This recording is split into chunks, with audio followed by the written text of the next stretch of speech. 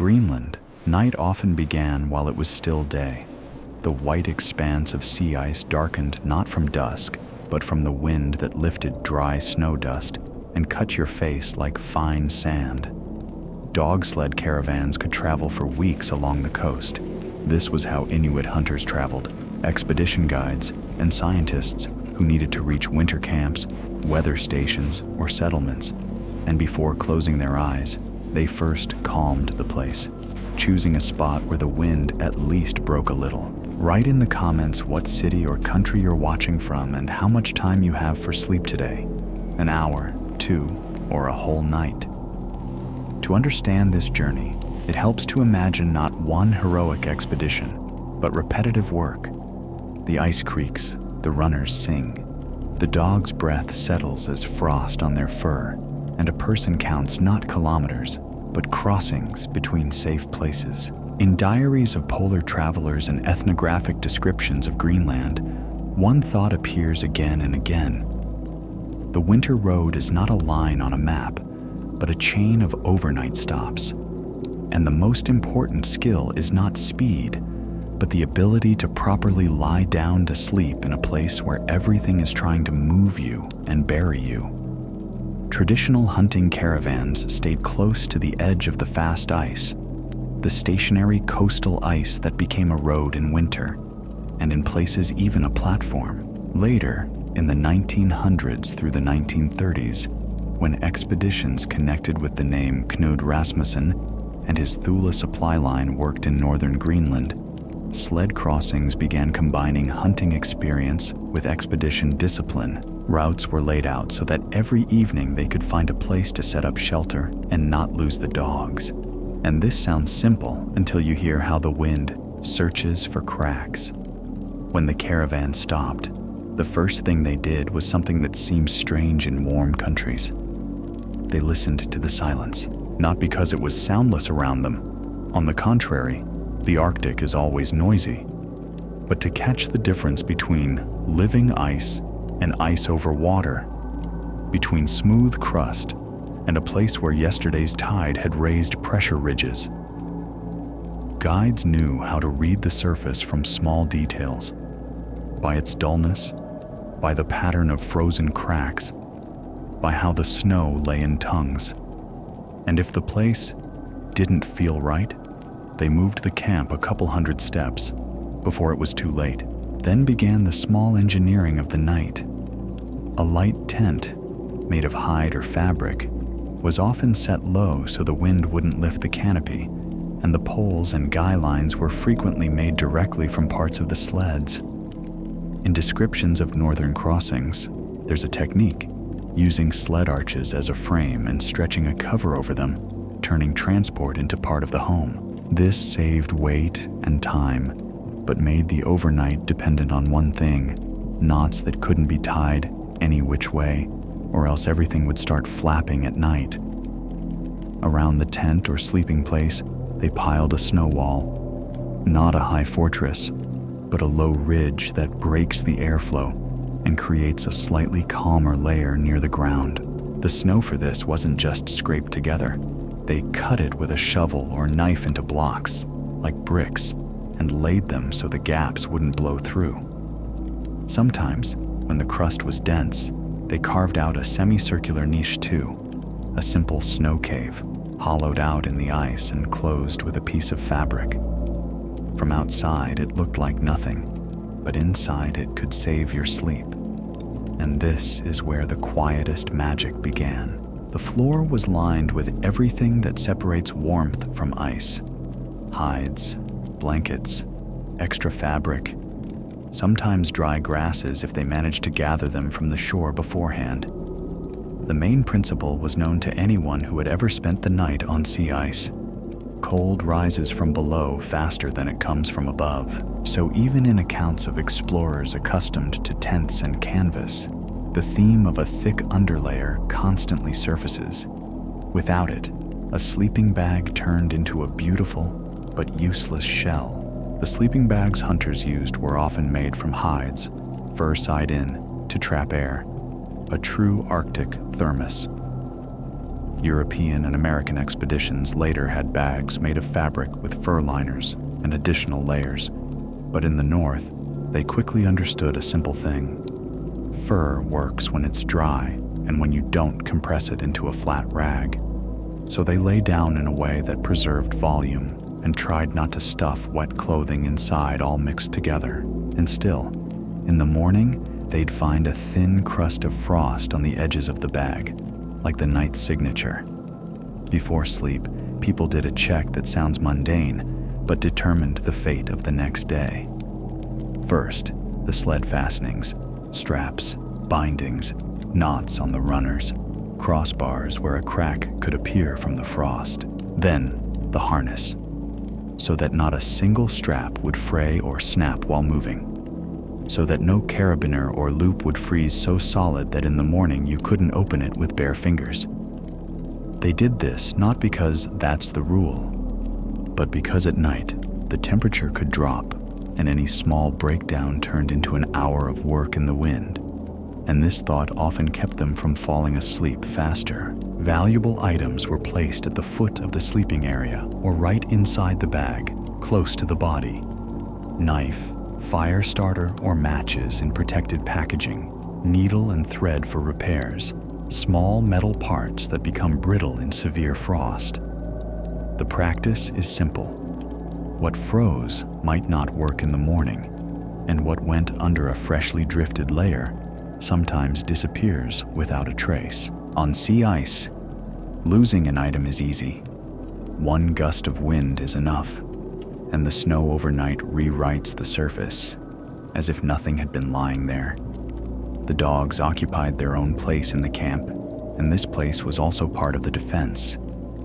They usually weren't led far away, tied so the harness wouldn't tangle and so each dog could lie down curled in a ball, burying its nose in its tail. Often they were arranged in a circle or semicircle around the people and sleds, not as a trained guard, but as a living belt of warmth and noise that marked the camp's boundary. Wind flows around lying bodies differently than empty space, and even such a detail was sometimes enough to make the tent shake less.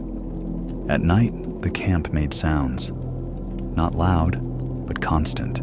Dogs whimpered, sighed heavily, sometimes raised a collective howl, and this howl in Greenland was described by many travelers as something almost ritual, because it was caught by the wind and carried into the darkness. A person in the bag could distinguish where the howl was theirs, nearby, and where it was distant, dissolved in space, as if someone was answering from beyond the pressure ridges. And at some point, these two sounds, the team and the storm, began to merge, and it became hard to tell which was closer. Another quiet custom: clear the tracks.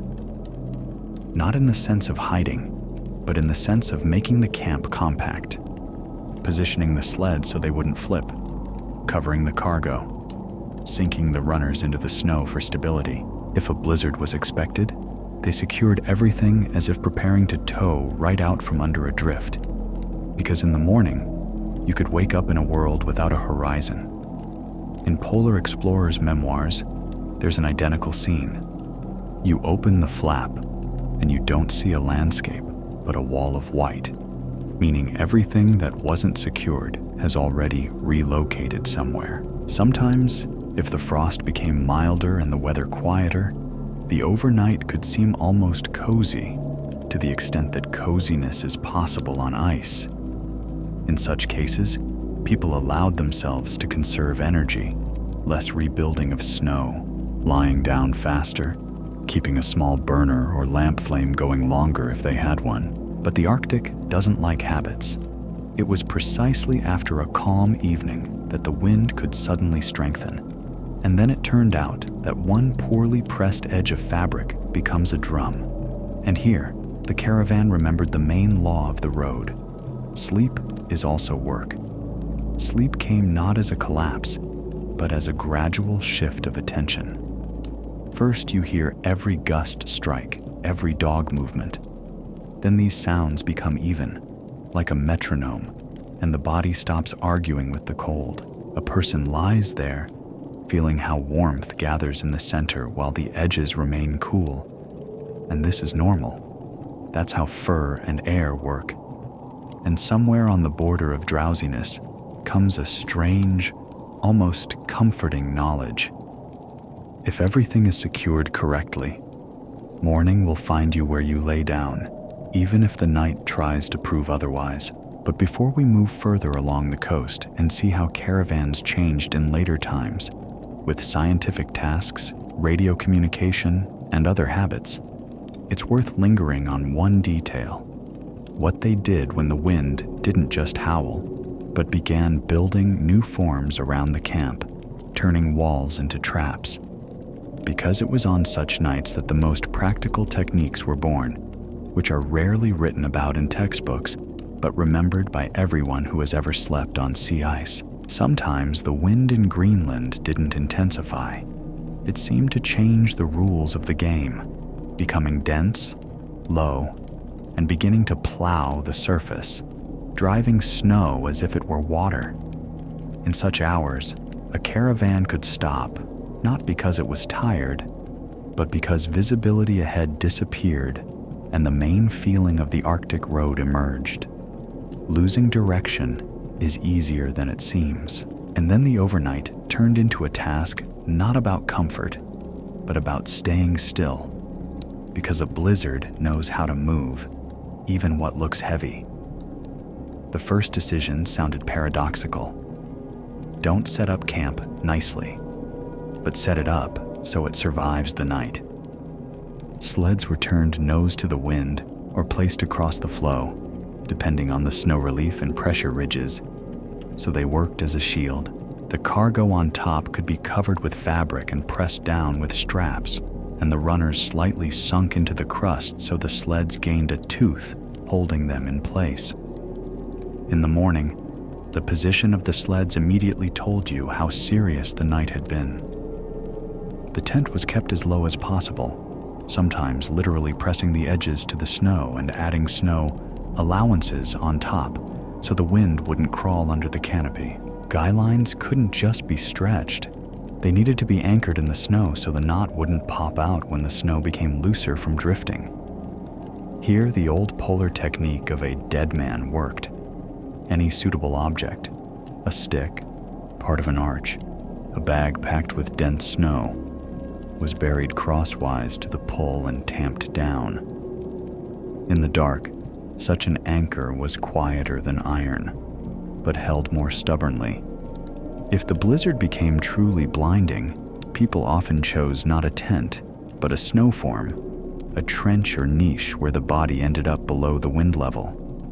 They dug an elongated pit, made a small shelf for things, and covered it from above with canvas, hide, or even overturned sleds if they needed to buy time. In descriptions of winter crossings over sea ice, this idea repeats. To descend lower means to get one step closer to silence. And the most amazing thing began when inside such a pit, you could hear your own breathing. The snow wall around the camp in a blizzard stopped being a fence and turned into a controlled barrier for drifting. It was often made not in a circle, but in a horseshoe, open on the leeward side so snow wouldn't pile directly on the entrance. Blocks were laid with a slight slope, like shingles, and gaps were carefully sealed with soft snow using a palm or mitten.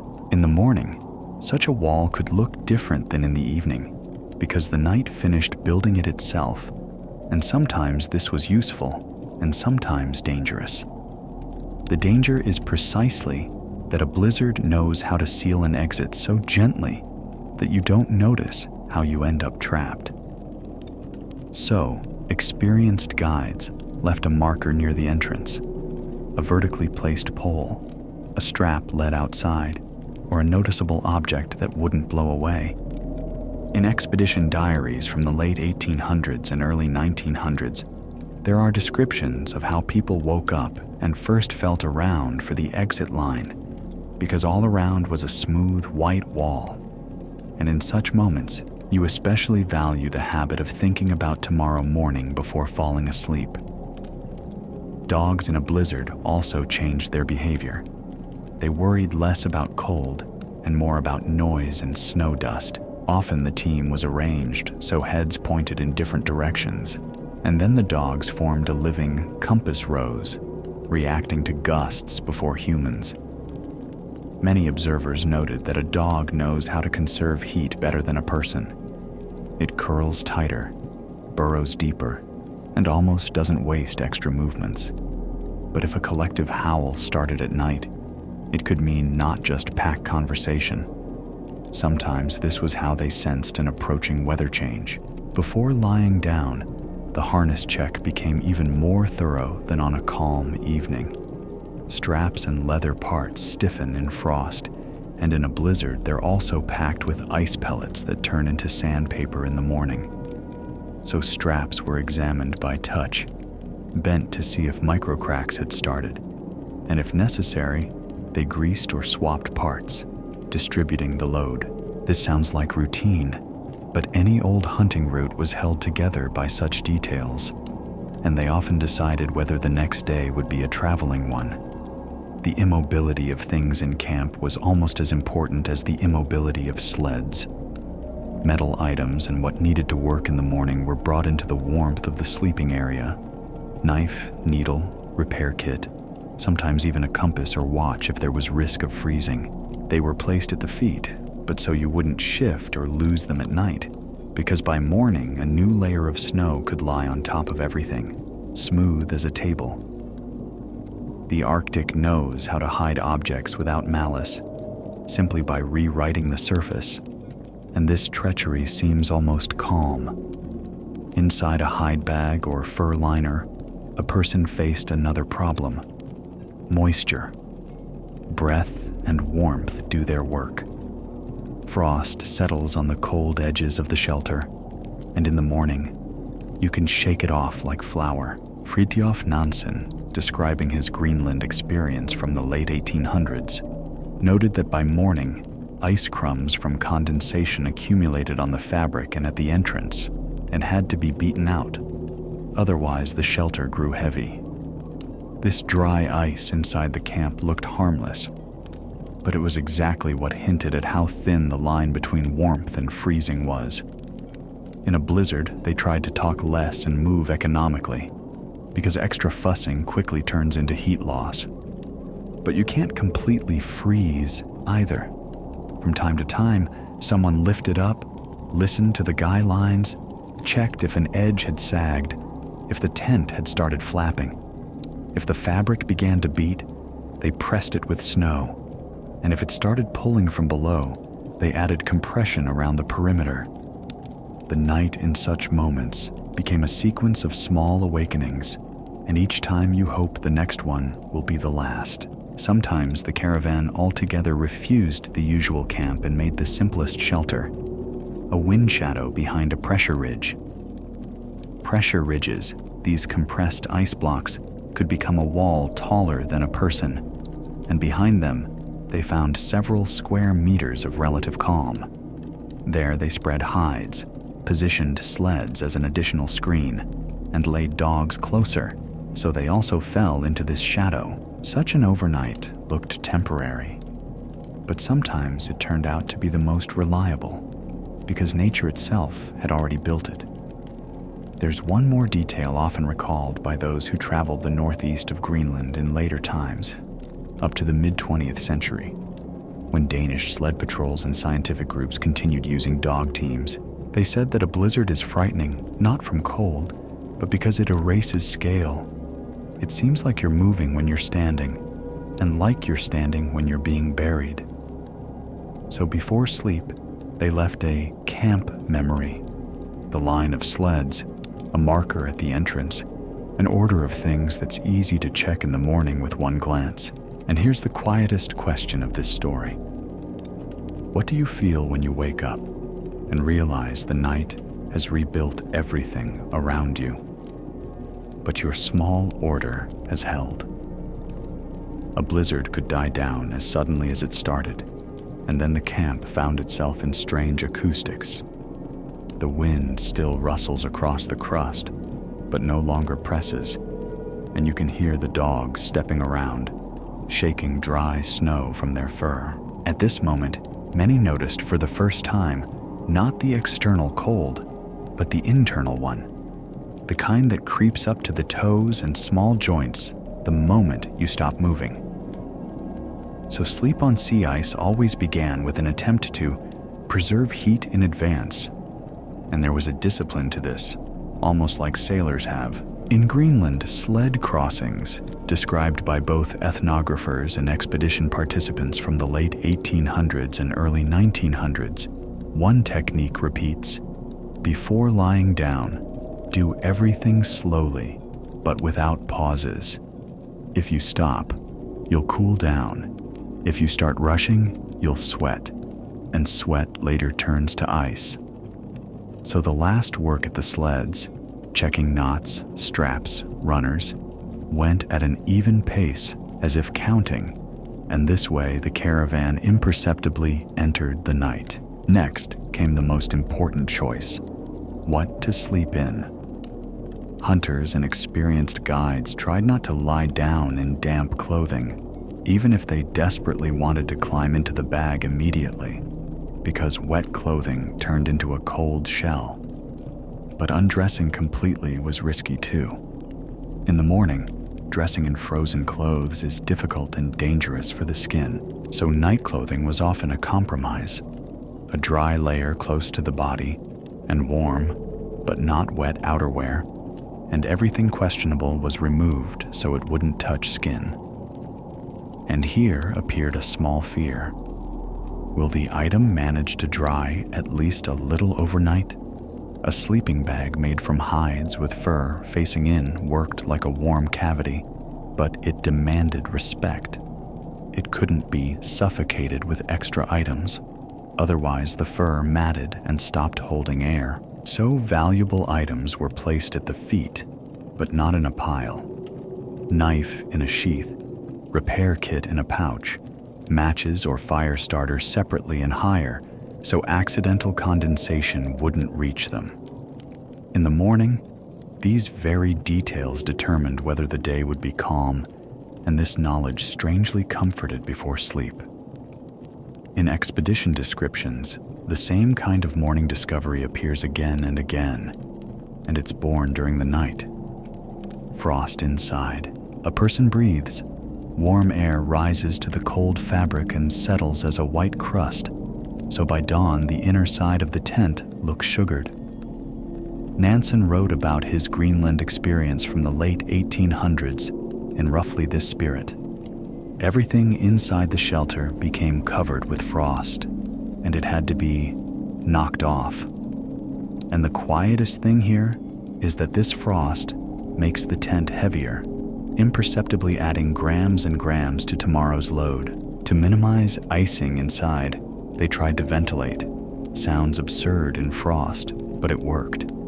A small gap was left so warm air wouldn't stagnate, and sometimes this saved the bag from dampness. But the gap could also become a weak point. When the wind turns, dry snow dust crawls into camp, and then, in the morning, your face feels like sandpaper ran across it. So each night turned into a fine-tuning between warmth and dryness, and this tuning rarely repeated identically. Dogs also participated in this ventilation in their own way. They burrowed into the snow near camp and made small cavities in it where the air was slightly warmer and calmer. Often the team lay down so that between the people and the wind there was a living belt, and at night you could read the weather by it.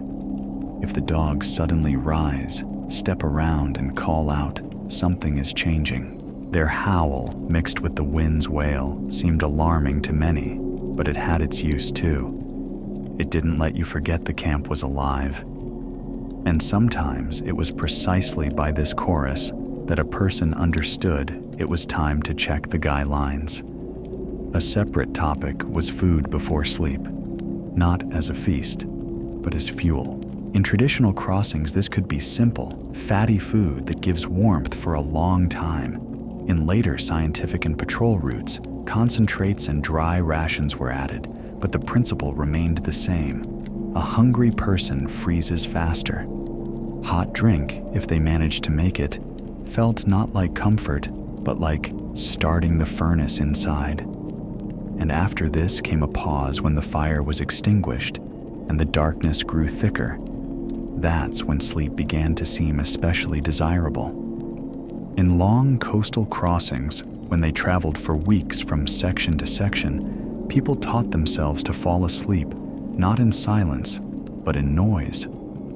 The tent crackles, snow falls from the fabric, ice crunches somewhere, and a dog nearby sighs heavily, as if it were human. And still, sleep comes, because the brain accepts these sounds as the road norm. The dangerous sound was different, a sharp flap, meaning the edge of the canopy lifted, or a guy line loosened. And then a half-asleep person got up because they understood, if you don't go out now, in the morning you might wake up without a tent. Frost added another oddity to nightlife: fragility. What seemed sturdy during the day could crack from an awkward movement at night. A thin plank, a strap, a wooden sled part. So in camps, especially among scientific groups and later sled services, they tried to keep a repair kit accessible even in darkness. Needle for leather, spare straps, simple tools. Surprisingly, this readiness to fix things at night made sleep easier. You fall asleep calmer when you know a breakdown won't become a sentence. And yet, there remained a question no one liked to voice.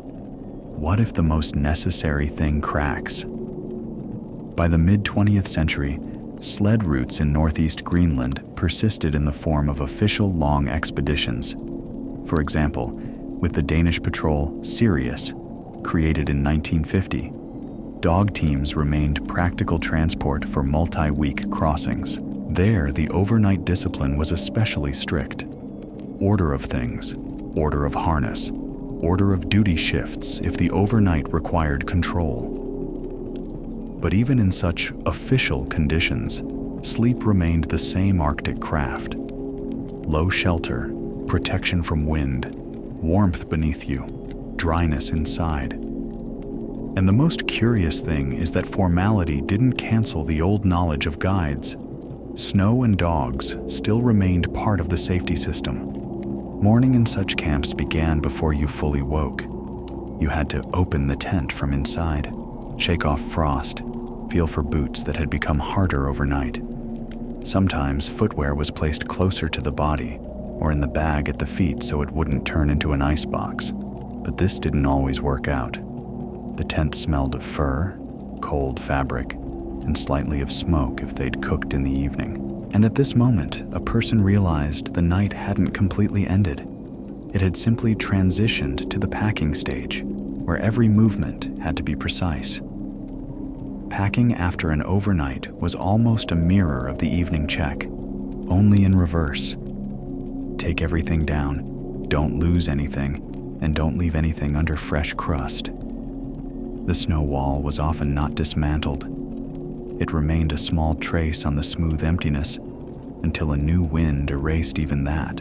The tent was folded so wet didn't touch dry, and the harness was checked once more, because overnight the straps could have frozen and shrunk in size. And when the caravan moved again, it seemed as if it was leaving not from a place, but from a room it had built for a few hours in the middle of an icy country. But there's one episode that's especially important for understanding sleep on the road. What to do if you woke in the middle of the night and realized your face and collar are covered with ice crumbs, and inside the shelter it's become too damp. This isn't a dramatic moment, but a very frequent one, and it's precisely in it that you see why Arctic sleep is not rest, but constant adjustment. In the next fragment, we'll get closer to this inner weather of the tent and examine how people dried things without having either a stove or a warm room, and why sometimes the warmest item of the night turned out to be the most dangerous. Waking in the middle of the night in an Arctic camp is not rare, but almost part of the route. You don't fully open your eyes, but you feel the air has grown heavier. Dry pellets have appeared on your eyelashes, and your collar seems dusted with salt. This isn't snow from outside. It's your own warm vapor that found cold fabric and returned as frost. And the most unpleasant thing is that in such moments, you want to wrap up tighter, though sometimes you need to do the opposite.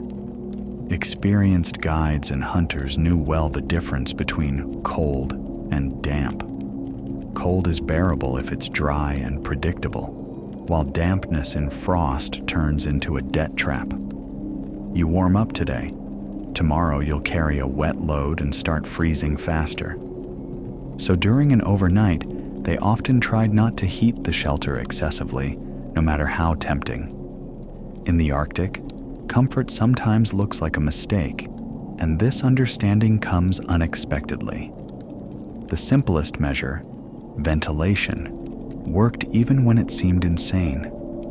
A small gap was left at the top or entrance so moist air could escape while wind didn't hit you directly in the face. Sometimes for this, they lifted the tent edge by the width of a palm and immediately made a snow visor so the flow would break.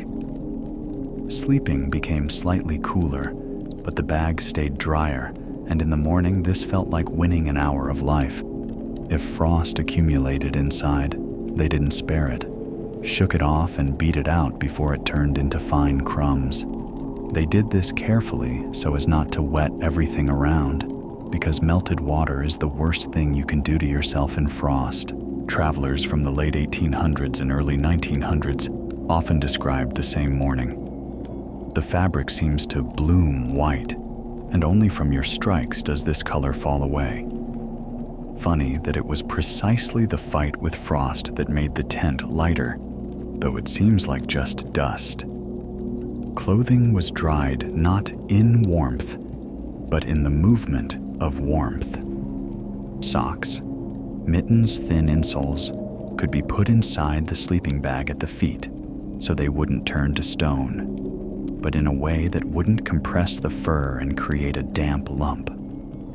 Another method: hold the item close to the body under the outer layer while you're still awake. Warmth goes out, moisture exits outward, and immediately freezes in the outer fabric, which is easier to shake out in the morning. This trick is unpleasant but honest. You transfer the problem outside, not inside.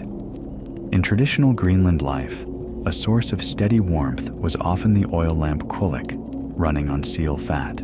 On the road, it wasn't always used everywhere, but where there was a chance to arrange a more protected overnight, for example, in a snow niche or small snow shelter, a small fire could provide not so much heat as dry warmth. However, the lamp brought new concerns. More heat means more vapor, and therefore more frost on the walls, and the camp again turned into a system of fine adjustments. Later, in expedition and scientific crossings, compact burners appeared more often, providing hot water and allowing faster recovery. But they didn't make sleep simple either. Any attempt to strongly heat the tent led to the fabric inside covering with an ice crust even faster. People notice this almost physically. You rejoice in warmth now and pay in the morning with wet packing and a heavy, ringing shelter. The most insidious thing in the Arctic is when a gift looks like help. Breathing was both the main heater and main enemy at the same time. Some covered their face with the fur edge of a hood so it wouldn't burn, but then vapor stayed inside and turned the fur around the mouth into a stiff brush. Others, on the contrary, tried to direct breathing toward the gap or closer to the exit, even in sleep turning their head the way you turn a sail. This seems like a detail until one day you wake from everything around your lips becoming prickly, like thin needles. Items that couldn't lose their functionality were especially protected. Compass, watch, Metal fastening parts, needles and awl for leather, were often kept in a zone where they don't freeze to a brittle state, because in severe frost metal and leather behave differently. Some went in the bag, some under the lining at the chest, and some in a small pouch you could feel without opening your eyes. At night, you don't think about discipline, but it's precisely what makes morning not a catastrophe, but a continuation. Sleds and harness also lived their nightlife. If they were left as they stood, wind could bury straps with snow that in the morning would become ice and start cutting palms at the first attempt to tighten a knot. So many preferred to arrange straps so they were either under fabric or in plain sight and easily cleaned. Sometimes harness was covered with something light and secured, so it wouldn't rattle and wouldn't freeze in one position. A quiet camp is also a camp where nothing clinks in the wind. Dogs helped in unexpected ways. They showed how dry the air around was. If the team lies calmly and doesn't get up unnecessarily, it means snow isn't hitting their eyes and wind hasn't changed sharply. But if dogs start getting up and burrowing again, as if searching for a new spot, this often meant a flow change or strengthening snow dust. Then a person, even sleepy, understood. Inside the tent you can endure, but outside, you need to check fastenings. And here's a strange thing. Sometimes it was precisely the dog's movement that preserved people's sleep. There were nights when there was nothing to dry and nothing from which to dry. Everything was already dry, meaning the main risk was not to get things wet. Then camp strategy became almost minimalist. Less cooking inside, less extra breathing in a closed volume, less talking, which also adds vapor. On such nights, a person feels not coziness, but rare relief, as if managing to negotiate neutrality with the frost. But the Arctic loves to test agreements, and it was precisely after a calm night that a day of difficult ice often came.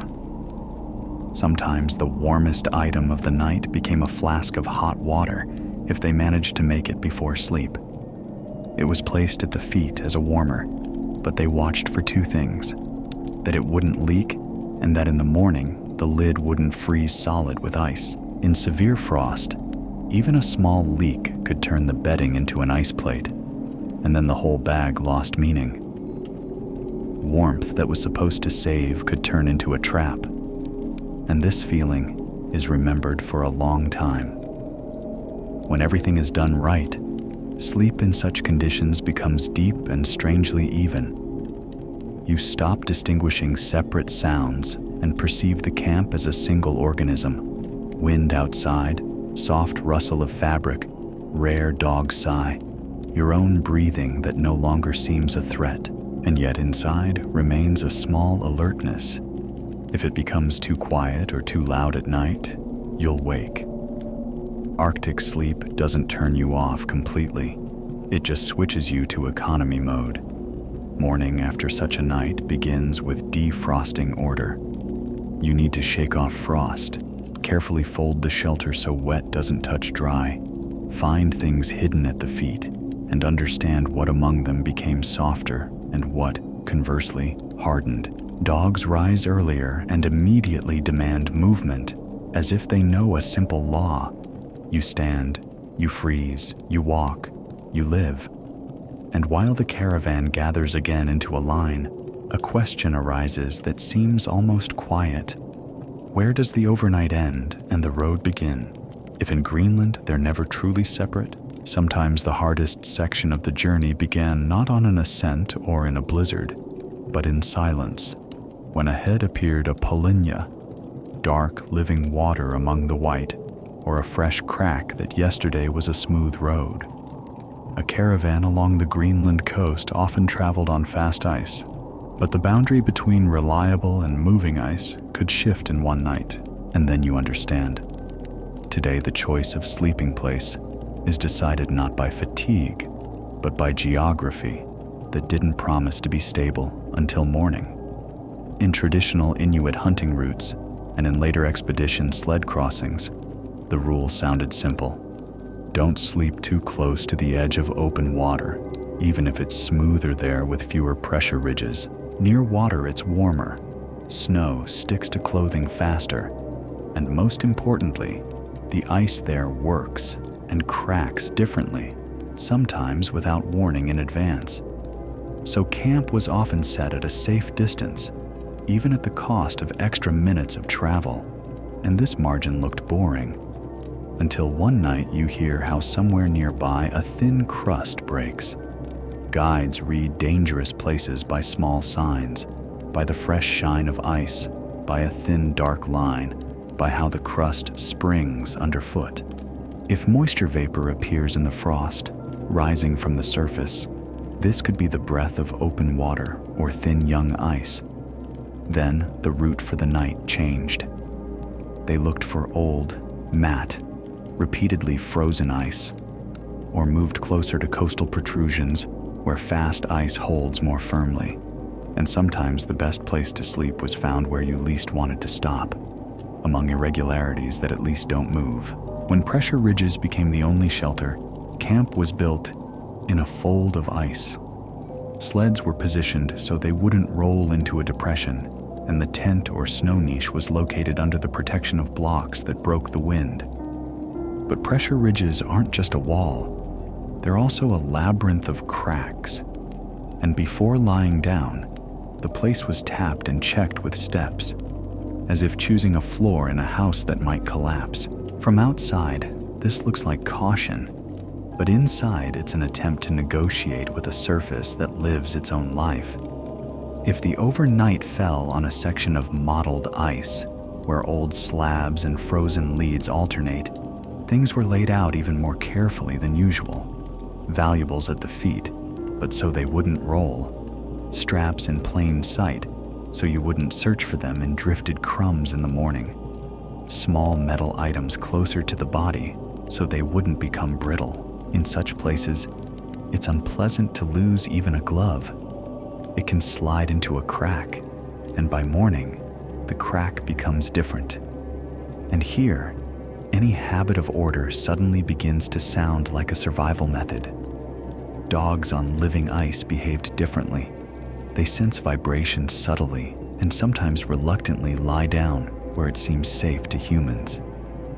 The team can pull toward pressure ridges, or conversely, move away from a suspiciously smooth section, and experienced people listen to this. Dogs, burrowing into snow, choose a place not by map, but by body, and their choice often proved wiser than human judgment.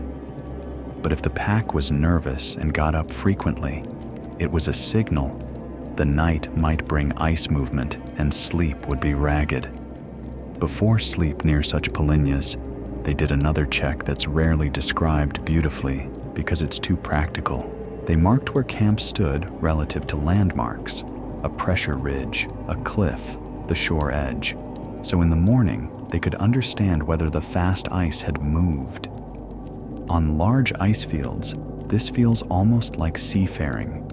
You seem to be on land, but you understand you're standing on a huge slab, and it's capable of slowly shifting.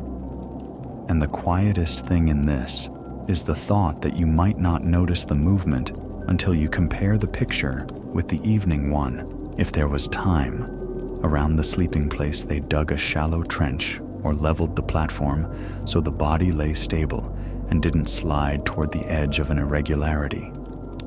This is important precisely near cracks. At night, a person turns over, and in the morning discovers they ended up closer to the dangerous line than they wanted.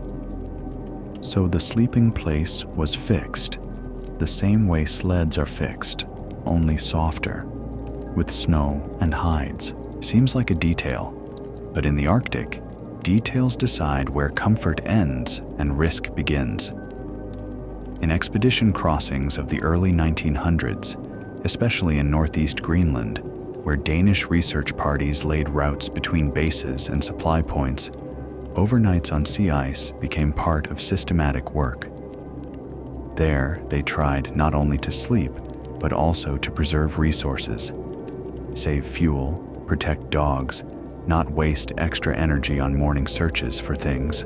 The longer the journey lasts, the more important the repeatability of the evening ritual, because a tired brain holds onto habit like a handrail. And it was precisely near Polinia's that this habit was tested for strength. Inside the shelter at night, ice sounds are especially clear.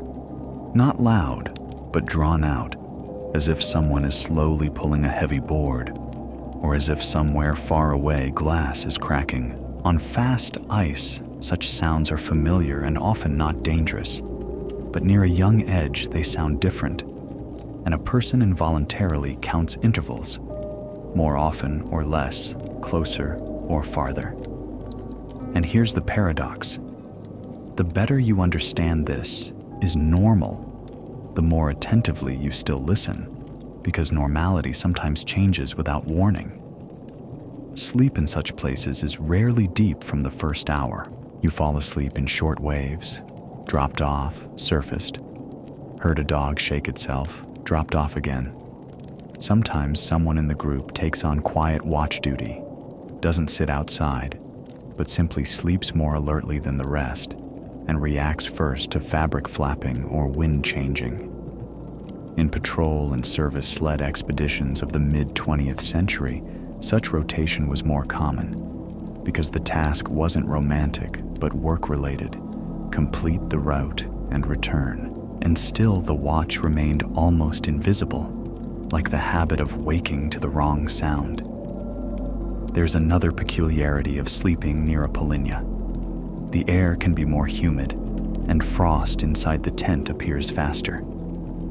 Then ventilation comes into play again, but doing it is scarier because you don't want to pull a damp flow into the shelter. So they choose a narrow gap and direct breathing, so vapor goes there and doesn't settle on the bag. This sounds like a subtlety, but in the morning, the difference is noticeable literally by hand. Dry fur remains soft, while damp begins to crunch. And at this moment, you understand that the night writes its chronicle on things. Just before falling asleep, people often checked that dogs weren't tied too short, so they wouldn't pull toward the dangerous side, and not too long so they wouldn't get tangled at the edge of a crack. Tie lines and frost become stubborn, and snow beneath them overnight can pack down and turn into a hard groove. In the morning, untangling such a system means spending heat and time, of which there's already little. So the evening adjustment of strap lengths was almost like tuning a musical instrument, just a little, but precisely, and this saved the morning. Sometimes near the ice edge, the sky is especially visible. Polar night or low winter sun makes the horizon clean, and in such moments, it seems the world is vast and empty.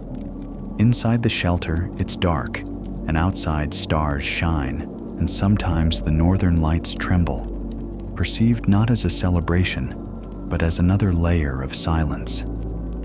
A person lies there, feeling warmth gathering inside the bag while outside everything continues to move and sound, and unexpectedly comes the thought.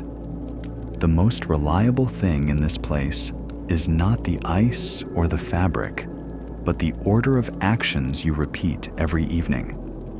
And in the morning, when camp unpacks, the very first movement is to glance where the Polinia was and compare the distance with what you remembered in the evening.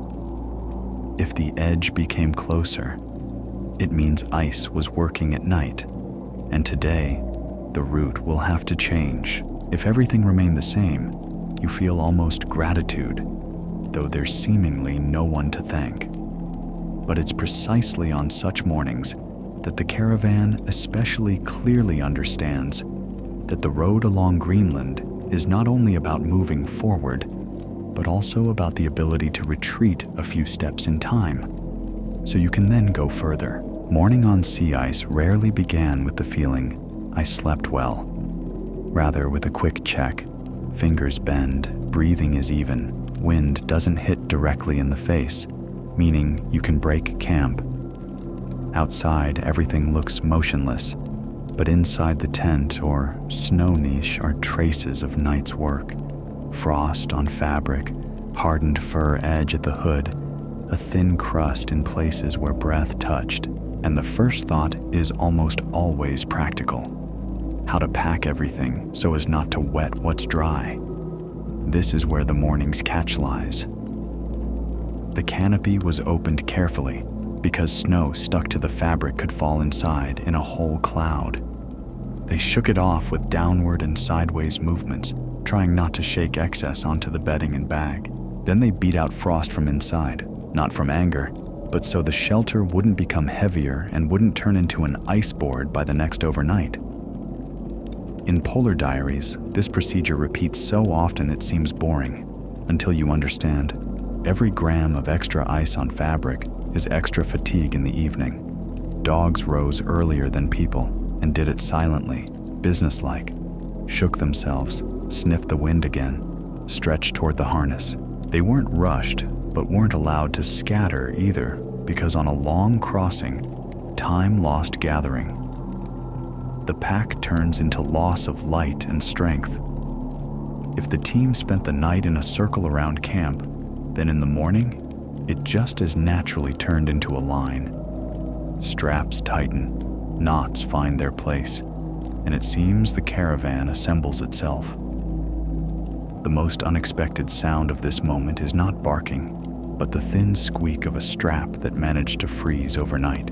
Before feeding dogs and people, they had to start the water. And in winter, this meant melting snow or chipping off clean ice. Snow tastes different. Fresh is softer, but gives less water.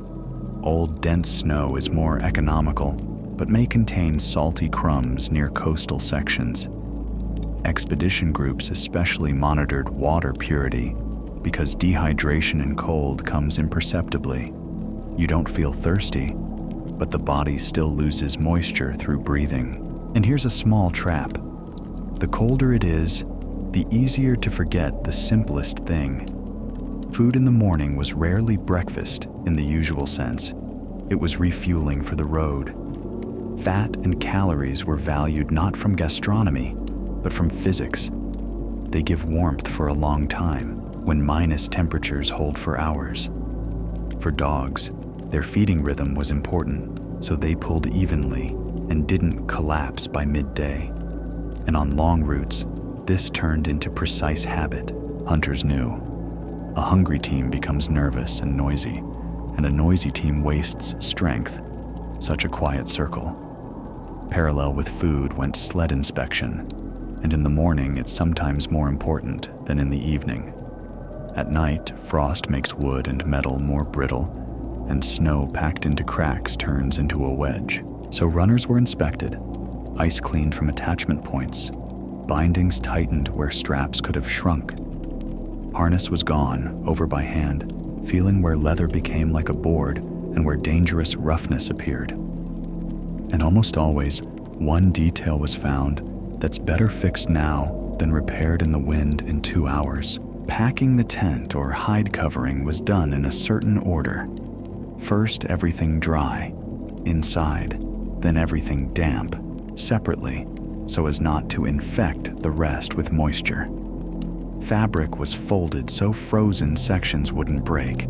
Otherwise, micro cracks appeared in folds, and wind then found them faster than humans. Hides were shaken and aired briefly, because fur that collected frost becomes heavier and holds air worse. And here's the paradox. You pack up home in minutes, but think about how it will work the next night. When the caravan went back onto the ice, at first people walked silently, as if the body was catching up with its own route. Movement quickly returned warmth, and many deliberately started the day slightly slower so as not to sweat under clothing.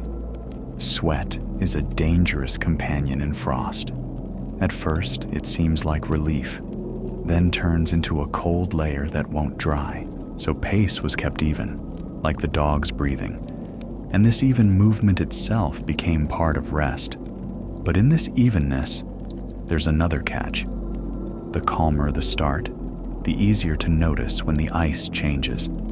By noon, if weather allowed, they made a short stop. Not a snack like at home, but quick repair, a hot sip, cargo rearrangement. On long Greenland crossings, where they travel for weeks along the coast and over fast ice, such pauses were a way not to bring fatigue to a dull state. Scientists and patrol groups of later times added discipline of records and observations to this, but the principle is the same. A stop should restore, not disassemble you in the cold. And if you linger extra, fingers immediately remind who's in charge here.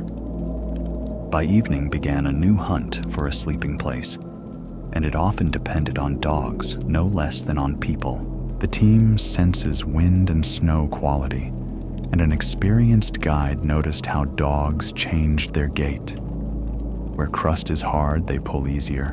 Where it's loose, they sink and begin to get irritated. Sometimes the best place for overnight was found where dogs themselves sought to lie down, behind a small fold or in the shadow of a pressure ridge where it blows less. This isn't romance, but pure practicality. If the team is calm, camp becomes quieter, and a quiet camp is easier to hold. The evening ritual repeated, but was never a copy of yesterday's. The snow wall sometimes turned out higher, sometimes lower. The tent sometimes became tighter, sometimes required new guy lines. Sometimes instead of a tent, they chose a trench or niche because the wind spoke with the place differently. Valuable items again went to the feet of the sleeping place, and what needed to work in the morning, they tried to keep closer to the body. And again, they checked sleds and harness, because night isn't about rest, but about preparation for movement.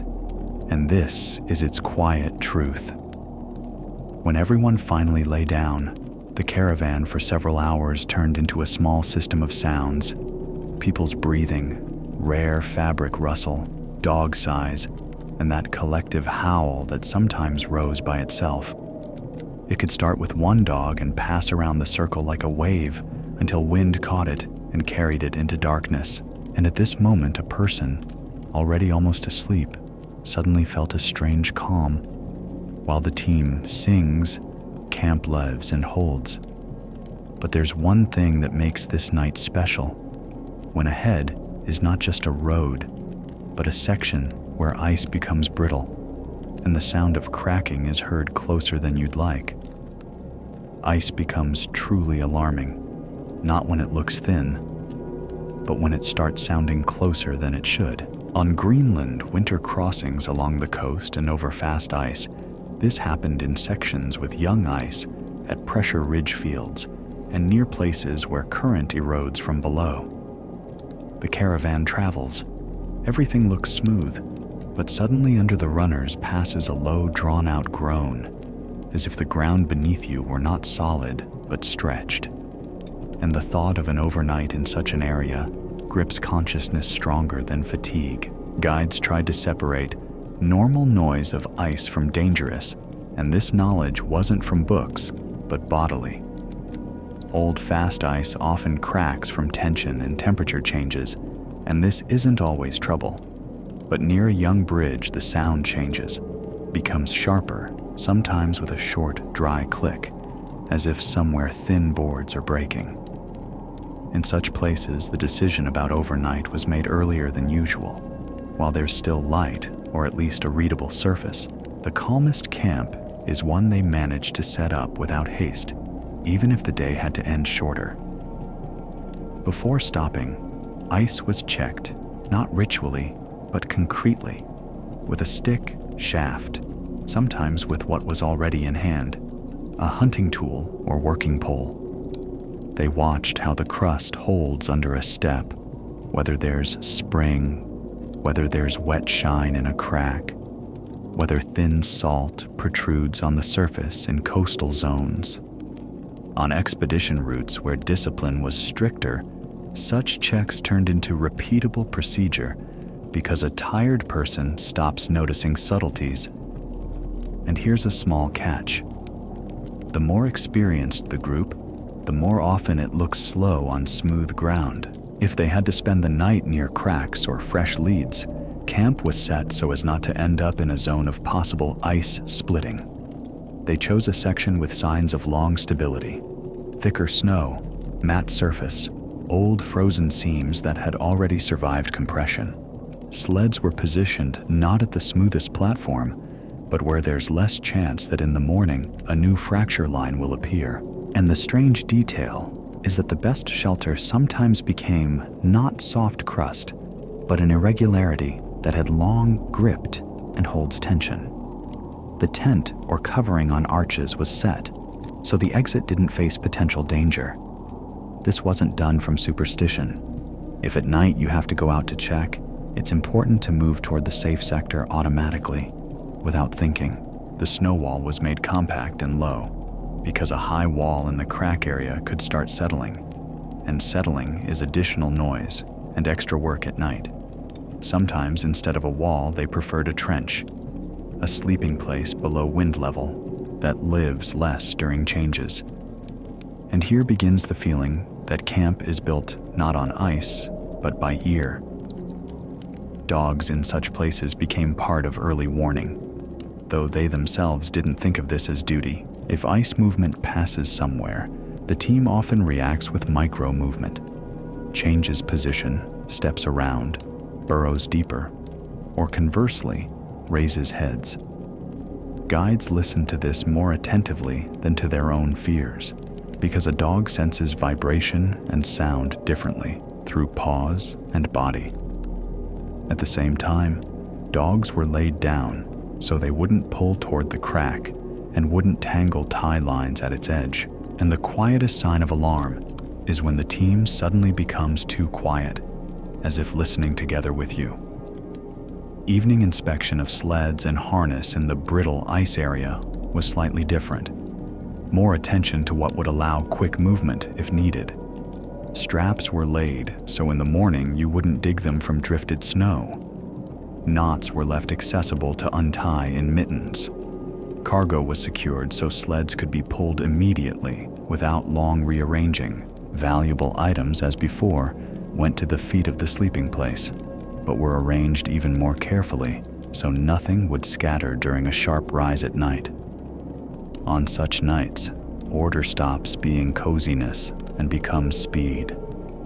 Sleep in these conditions wasn't forbidden, but depth wasn't demanded from it. You lie in a hide bag, fur inside, and feel how warmth holds as long as you don't start fussing. But hearing remains on. Any unusual fabric crackling, sharp dog sigh, click somewhere outside, and the brain raises you to the surface of sleep. In descriptions of winter crossings, this state appears often. Not panic, but readiness, as if you're sleeping in shoes, even if in reality they're lying at your feet so they won't turn to stone. And the catch here is that precisely such undersleep sometimes saved the day. Ice sounds at night can be deceptively beautiful. Sometimes it seems somewhere far away, a double bass is playing. A low hum goes across the field, then dies down, and in a minute returns from another side. This happens due to stresses and temperature jumps, and old fast ice talks like this often, especially on clear, frosty nights. But if a short, dry crack quite nearby is added to the hum, then a person almost automatically rises and listens whether the wind has changed and whether a new push has come. And here's a terrifyingly calm detail. Sometimes you distinguish dangerous not by the strength of sound, but by its proximity to the familiar rhythm. If someone got up to check, they did it as quickly as possible without extra movements, not because they were afraid to go out, but because going out into cold is instant heat loss that's then hard to return without movement. Usually, two things were checked: whether sleds stand as they were set, and whether the crack line changed in the visible zone. Sometimes it was enough to glance at a previously left marker, at a pole, at a strap by the entrance, at a pressure ridge silhouette, to understand the camp hadn't floated. And at this moment, returning to the bag, a person brought with them the most valuable thing: permission to fall asleep again.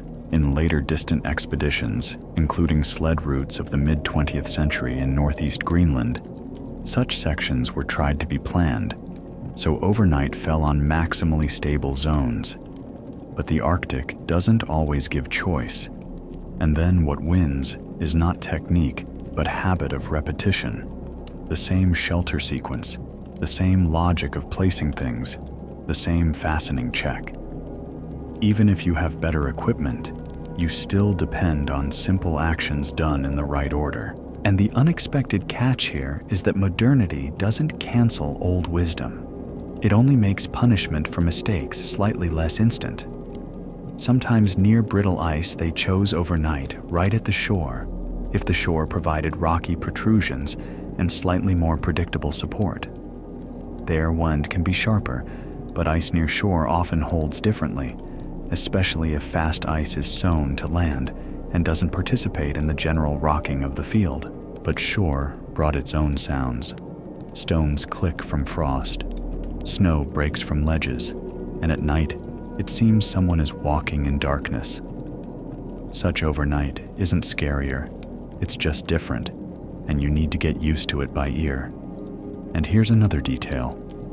Sometimes it's easier for a person to fall asleep under the noise of stones than under the silence of smooth ice. When night passed safely, morning began with an especially attentive look at the surface. A crack could become wider, or conversely, could heal with a thin crust.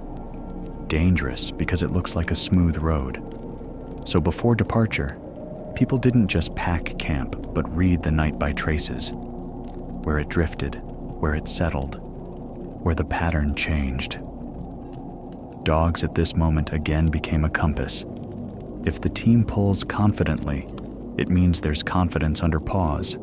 If it hesitates and seeks a detour, it's worth listening. And the morning's catch is that sometimes the main advice is given not by a map or experience, but by a brief dog hesitation. But in a long journey, what remained most important was what makes an overnight. The ability to turn uncertainty into repeatable order.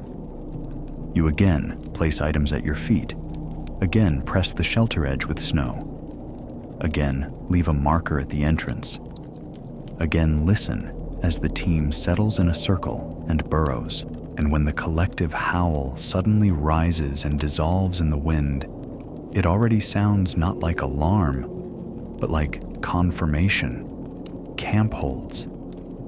And further on the route, there's another type of night, when danger comes not from cracks, but from special cold that seems to eat out warmth even through fur. And it's this that's worth talking about next. There were nights when the wind almost disappeared, the sky became glassy, and that's when the cold became most insidious. No blizzard howl, no fabric flapping, just smooth, dry silence that makes it seem the world has frozen.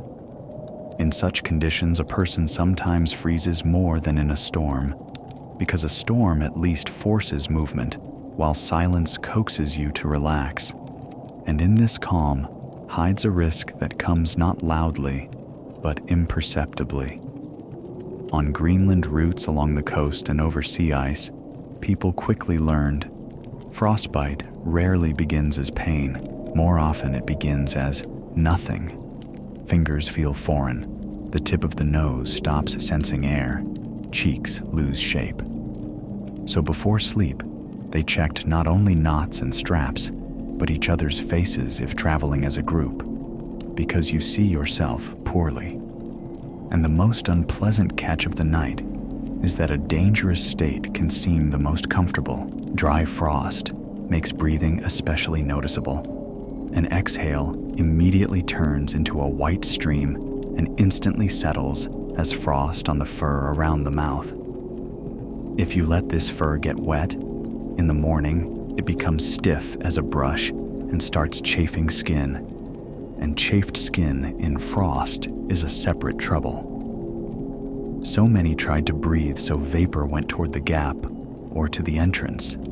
even if it required an uncomfortable position. Sometimes salvation became the simple habit of turning your head a few degrees, and it was precisely this that decided the night's outcome. Preparing the sleeping place on such quiet frosts began with the floor, because silence often coincides with strong surface cooling. Bedding from hides or fabric was made thicker than usual, and they tried not to shift it after lying down so as not to open a cold window to the ice. If possible, loose snow was added under the sleeping place and lightly tamped, creating an air layer in the structure. As a result, a person slept not on ice, but above it, and this difference seems small only in words. A sleeping bag from hides with fur inside showed its best character on such nights, but required dryness as a condition. Items that could release moisture were tried not to be stuffed into the bag without need, even if they seemed cold. Socks and mittens were dried carefully, either at the feet but in a separate pouch, or under the outer clothing layer before sleep, so moisture went outward and froze there. And here's the paradox. Sometimes it's more correct to tolerate a cold item nearby than to warm a wet one inside. Valuable items were still placed at the feet, but on such frosts, another concern was added: fragility. Metal under strong cooling becomes capricious, leather and straps stiffen, and small fastening parts can break from a sharp movement. So tools, needles, spare straps, and what's needed for quick repair were kept where body heat keeps them working. In this place, the order of things turned into insurance against a morning surprise you don't want to get. Dogs in clear frost settled especially tightly. They reacted less to wind and more to cold coming from the surface. The team curled into balls, burrowed deeper, and often formed that very living circle around camp, as if choosing the geometry of warmth themselves. Their breath made the snow nearby more loose, and loose snow is small insulation that a person sometimes envied. And if at night dogs suddenly began quietly whimpering, this could mean not fear, but simply an attempt to find a warmer pit. In such conditions, a tent from fabric or hides became not so much a home as a screen. It protected from random airflow and held part of the warmth, but mainly gave the feeling of a boundary. It was set low, edges pressed with snow, and they monitored that there wasn't excess humidity inside, because in clear frost settles faster and denser. If you let it build up, fabric will grow heavy and start spilling inside at every touch, and these crumbs then find their way into the bag. And the strange catch here is that a dry night can turn out snowier inside than outside. The skill not to sweat before sleep in such frosts was valued almost as much as the skill of setting up a tent. A person could get heated while cutting snow blocks or securing dead men for guy lines, then lie down and suddenly feel how moisture in clothing begins eating away warmth. So work was finished slightly earlier. The body was allowed to calm down, and only then did they climb into the bag, preserving dryness as a resource. In polar travel diaries, this sounds mundane, but behind the mundanity stands simple calculation. Sweat turns into cold that you carry on yourself. Another discipline concerned the face and exposed skin areas. Before sleep, they tried to cover everything that could cool to numbness. But cover doesn't mean hermetically wrap, because then breathing will wet the edge, and in the morning it will become icy. So the hood, fur trim, and scarf or mask were adjusted like a valve, enough protection, but with vapor exit.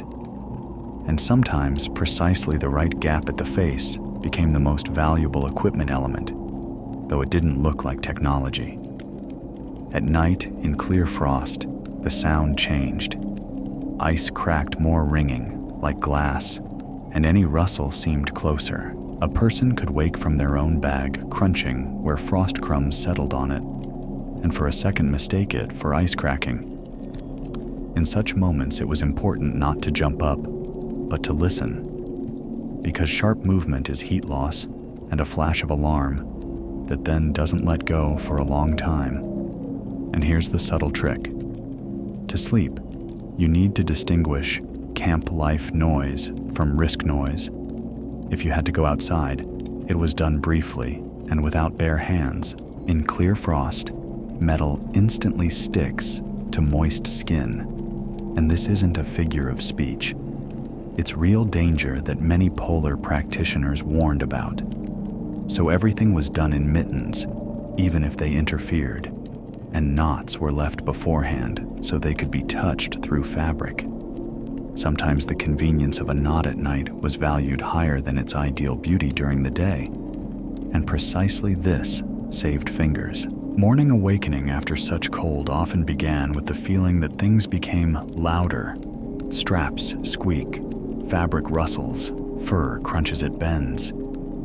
Footwear, if not kept closer to the body, could turn into a form that doesn't accept a foot without struggle. And this struggle takes warmth even before going on the route. So many tried to at least keep insoles and thin liners in the bag at the feet, and sometimes the boots themselves nearby, as much as volume allowed. And the morning's catch here is that boot comfort can decide how quickly you become warm again. Long crossings taught one more thing. In clear frost, people more often misjudge their strength. Silence creates an illusion of control, but it's precisely what makes fatigue clean and imperceptible until it accumulates. So on such sections, the caravan often chose a shorter daily passage and earlier overnight so as not to set up camp already on trembling legs. From outside, this looks like caution, but inside it's a strategy to preserve sleep for the next night. And this decision always seems right only in the morning. Dogs, sensing preparations, came alive instantly, and this was almost medicine for drowsiness. Their fur in the morning is covered with frost, but once they stand and shake themselves, they become warm again, as if cold for them is just a layer outside. People looked at this without envy, rather with respect. The team knows how to live in frost differently and teaches a person not to argue with weather, but to work with it. And when dogs lined up, it seemed the route itself turned on again. But even after a successful clear night, ahead remained one more special topic of Greenland sled roads. How the very way of overnight changed when new materials came to caravans, radio communication, lighter tents, and a different schedule of scientific groups. What from old techniques remained unchanged, and what disappeared forever, though once seemed the only possible way. This is what we'll approach next. The quiet revolution in Greenland sled caravans happened not on the ice, but in bags with gear. Fabric became lighter, metal stronger, and fire more compact. In the second half of the 20th century, patrols and scientific groups got lighter tents, burners, radio equipment, and standardized gear sets. But night on sea ice still began with the same question.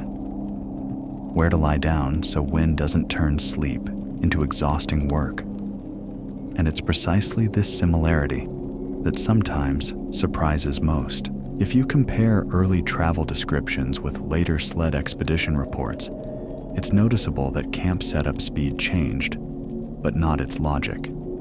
A fabric tent with more reliable seams and poles set up faster than a hide covering on sled arches, but it was still kept low and edges pressed with snow. Wind in Greenland is equally honest with any material. It searches for gaps and doesn't care whether it's new fabric or old hide. Such an equalizer. Snow walls around shelter didn't disappear, even where there was modern equipment. A light tent wins on weight, but loses on noise and windiness. So around it, they still built a low horseshoe of blocks or a piled ridge. This provided not warmth, but a calm air layer at ground level, where fabric flaps less and sleep becomes deeper. Most curious is that material novelty more often led not to abandoning snow, but to more careful work with snow. Sleeping bags also changed, but didn't cancel the old northern calculation. Down and synthetic fills gave excellent warmth at low weight, but dampness and frost inside the tent could still eat their properties if moisture was allowed to accumulate. So fur liners, hide bedding, and the habit of protecting the bag from condensation remained in use where people spent not weekends, but weeks on the road. And again, a simple truth surfaced. In the Arctic, warmth almost always depends on dryness, and this doesn't change with fashion. The appearance of compact burners made evenings more manageable, but added an old problem in new form: excess vapor. Hot water before sleep and warm food quickly raise strength, but inside the shelter immediately grows inner weather. Frost on fabric, crumbs at edges, heavy humidity at the entrance. So many groups consciously limited cooking inside or left a ventilation gap even in severe frost, choosing dryness instead of brief warmth. And the catch here is that the more technological the camp, the more precisely you have to dose comfort. With radio and clearer route plans, the psychological side of overnight changed, but not its physics. When there's communication and a schedule, there's less feeling of complete isolation. But ice still cracks, wind still buries, and things can still disappear under morning crust. So the packing order remained almost ritual. Valuable items closer to the body or at the bag's feet. Repair items so you can reach them in darkness, and everything that fears freezing in the zone of residual warmth. This looked like neatness, but in reality was insurance for the next day. In official sled expeditions, like distant patrols in northeast Greenland, camp discipline became even stricter, not because people liked rules, but because repeatability saves strength. There they worked out step by step who sets up shelter, who secures sleds, who checks harness, who handles water and feed. A mistake in such a system rarely looked like drama in the evening, but in the morning turned into loss of time and warmth. And precisely this isn't forgiven on a long route, even by clear weather. And the calmer the night, the easier to underestimate the price of a detail. Sleds also changed. More predictable materials and fastenings appeared. But the very idea of sleds as part of home went nowhere.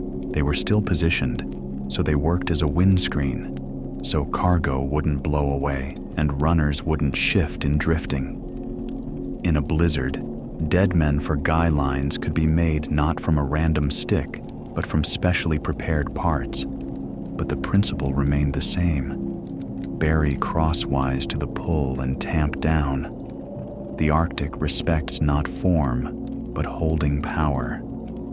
Dogs in this story turned out to be the most conservative element, and precisely because of this, the most reliable. Even when new fabrics and technology came to caravans, the team continued forming a living circle around camp, burrowing into snow and hearing weather changes before people.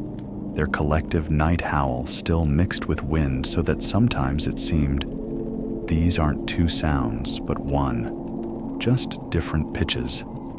And in such moments, a person felt the camp has a pulse that doesn't depend on tent brand. In later practices, one more detail strengthened. Control of freezing knots and fasteners, carabiners, buckles, and metal elements are convenient, but in frost, they can become stubborn and sometimes dangerous for bare skin. So everything important was tried to be adjusted beforehand, while hands are still warm. Knots were preferred that could be untied in mittens, and straps were laid so in the morning you wouldn't chop them from ice. There's special Arctic aesthetics in this. The most correct fastening is one that works in darkness and cold. The appearance of more accurate maps and knowledge about ice didn't cancel the old way of choosing a place for night with eyes and feet. Still, they looked at surface dullness, at the pattern of cracks, at snow behavior around pressure ridges, at how dogs react to a section. Ice could be marked on a diagram, but at night it remained real, with living tensions, polynyas, and bridges that change by morning. And the catch here is that modern information more often suggests where not to than guarantees where you can sleep. The approach to internal humidity changed separately. Many groups learned to dry not with fire, but with organization. Wet separately, dry separately, breathing closer to exit, ventilation in small doses, frost immediately shaken off before it turns into heavy crust. This sounds like housekeeping, but in reality it's strategy against fatigue. A wet bag makes the next night worse, and the next night is already part of today's decision. The calmest thing in the Arctic is when you think one sleep ahead. And yet, despite new materials, in later caravans a special, almost old-fashioned habit remained. Locking camp before lying down. Check sled fastenings. Make sure harness won't tangle. That the entrance won't get buried. That the marker at the exit is in place. That the most important things lie where you'll find them by touch. After this, darkness became less hostile because order remained in it. The only thing a person truly controls on sea ice. And here arises a question for the next part. What happened when this order was disrupted at night, not by wind or ice, but by unexpected painful fatigue, the very kind because of which people began making mistakes on level ground? Fatigue on a sled crossing comes not as an avalanche, but as a subtle correction to every movement. You search for a knot slightly longer, understand where the wind blows from slightly later, more willingly tell yourself, good enough. On the Greenland coast and on sea ice, this is especially dangerous because the road itself doesn't forgive small concessions. A person can be experienced with good equipment, but it's precisely on the 3rd, 5th, 10th night that a mistake appears where yesterday everything was done automatically. And this is the quietest turn. In reports and memoirs of polar travels, one pattern constantly sounds. The dangerous moment often comes not in a storm, but after it, when it seems easier. Camp is set up faster, checks are done shorter, things are tossed for a minute, and night precisely chooses these minutes. So on long crossings, they valued not inspiration, but repeatability. The same steps in the evening, the same packing order, the same final glance at sleds and harness. And sometimes what saves is not strength, but boredom, because it holds the ritual. Fatigue is especially insidious in that it disguises itself as self-care. Won't go out extra times, it's already cold. Won't retighten, hands will freeze. But if a guy line sags at night, you'll go out anyway. Only later, in worse conditions, and with less warmth reserve.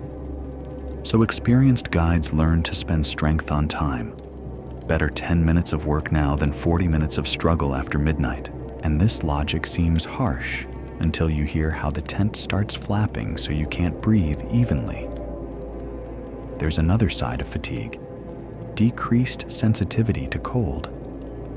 With overexertion, a person sometimes stops noticing that feet are cooling faster than usual, that a mitten is getting damp, that breathing builds frost at the face denser than yesterday. On such evenings, the habit of checking yourself by points is especially important, almost like a checklist.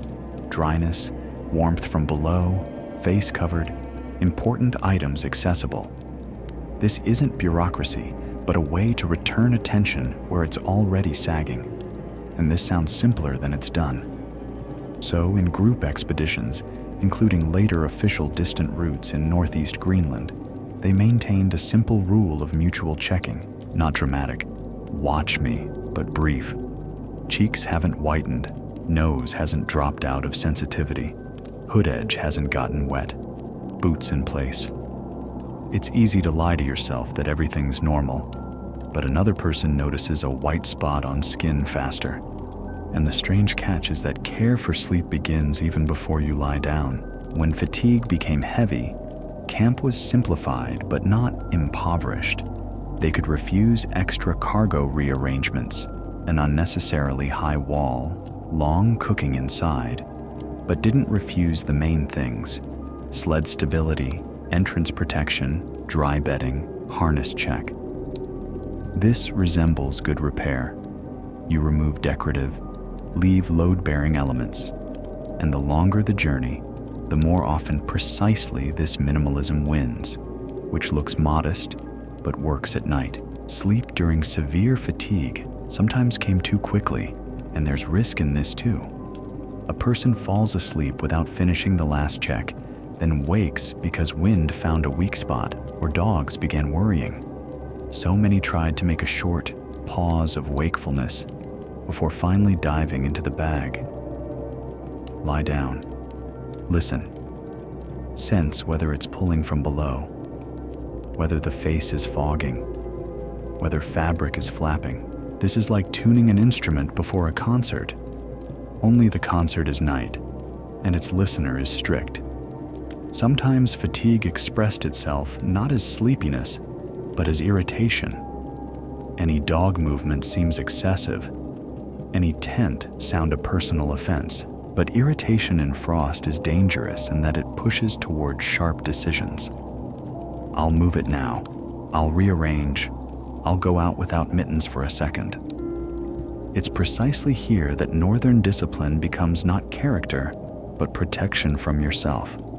Slow movements, hands in warmth, not selected beforehand for mittens. And the catch is that the most dangerous second is the one where you're sure you'll manage everything. Dogs, strangely enough, helped fight human fatigue with their rhythm. The team demands order. It needs to be untangled, laid down, fed, checked, and this returns structure to a person when everything inside is floating. At night, dogs often form a living circle, burrow into snow, and their collective breathing and rare sighs become background that keeps from complete loss of time orientation. And if suddenly a howl rises, it sometimes serves as an alarm clock you didn't ask for, but received on time. But fatigue can do something else. It makes you economize on water and food. In cold, you don't feel like drinking, and melting snow is bothersome. And here begins imperceptible dehydration that worsens thermoregulation and sleep. Then a person wakes more often, freezes harder, and in the morning feels empty, though seemingly slept. So on long routes, hot drink and at least a small water supply is not comfort, but prevention of a bad night. And the most unexpected detail: sometimes good sleep begins with an extra cup, made through force. Inside the tent, fatigue especially interferes with fighting moisture. You can be too lazy to ventilate, not shake off frost immediately, leave a wet item near the bag, then wonder why fur crunches and pulls with cold. On multi-week expeditions, this accumulates, turning into a heavy tent and damp bag that steal warmth day by day. So experienced groups had a rule: even if you want to collapse, first remove moisture, at least minimally. And the catch here is that frost seems harmless until it becomes your load. Fatigue also affects choice of overnight place. The temptation to stop right here, finally level, becomes stronger than caution. But level doesn't mean safe. Nearby can be a young crack, wet zone, a place where wind will bury the exit in the morning. So old guides kept another rule: places chosen not by leg convenience but by snow and ice behavior, and sometimes by dog behavior. If the team hesitates and doesn't want to lie down, it's worth listening, even if you've already removed gloves. And this is the case when animal refusal can be the most accurate map. There were nights when fatigue reached the edge of hypothermia. A person starts shivering even in the bag. Thoughts become viscous, and decisions slow. In such situations, simple actions are important. Add warmth from below, eat something caloric, make several movements inside the shelter to accelerate blood, and don't be shy to tell another that you're feeling bad. The Arctic doesn't love silent pride, it loves clarity, even if it sounds mundane. And the quietest danger signal is when you stop wanting to fix the obvious. To not bring yourself to this point, some groups practiced short sleep repair stops during the day. Not full daytime sleep, but 20 minutes in the protected shadow of a pressure ridge when the brain drops tension. This isn't always possible and depends on the route, but on a long distance, such micro-pauses could return accuracy to evening hands. As a result, camp in the evening is assembled faster and calmer, meaning less chance to sweat and wet clothing. And the catch is that sometimes the best overnight begins during the day when you decide not to play hero. Another technique against fatigue is a pre-packed night. Things in bags lie so they can be taken out and put away from memory. Valuables always go to the feet. Repair items in the same place. Entrance marked with a marker. Then, even if the head empties, the body continues the sequence, and this reduces the probability of losses under snow by morning. On sea ice, a lost detail is not just inconvenience, it's extra minutes in the wind that can cost warmth. And the surprising catch: order is a way to preserve not things, but temperature. When such a night passes safely, morning feels like a return of clarity. You exit the shelter, look at the horizon line, feel how dogs are already ready to pull, and understand. You didn't win the Arctic. You simply didn't let it take the extra. But ahead in this story, there are two more important scenes, without which the picture of sleep in Greenland caravans would be incomplete. How overnight changed when they managed to reach permanent dwelling or wintering station, and how people psychologically relearned to sleep in the silence of walls after weeks spent under the howl of the team and wind.